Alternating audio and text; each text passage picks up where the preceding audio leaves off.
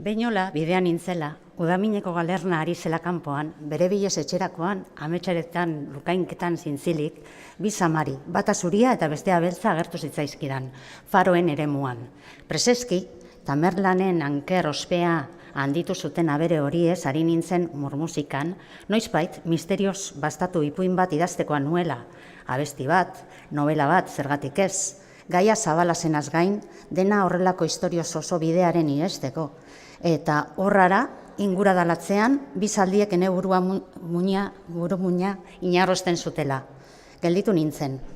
Besozainak ximikatu eta begiak torratu nituen. Zaldien itxurak zirauen. Egiazkoak ziren. Alta, txikitatik, gazna, sartoz eta leienda saserik agerindea zela baimentzeko pres nintzen. Mari jainkoa ziztu bizian.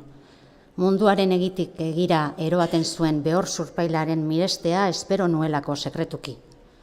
Aragizko zaldi errebelatuen ordez, Mari antzeman baldin banuen, ene gauerokotasunaren zarpaieko zilarrezko unea zatekeela diotsut benetan, bego horretan. Mari eta Morgan izeneko lurraren zinezko jabeen hildotik, bila eta bila, gauak gauari, ahari kankaiak arrausika baztertzen, Navajo jendeen benedikazioarena bezain mistikoa zen gaznaren bidetik aintzina beharra nintzen.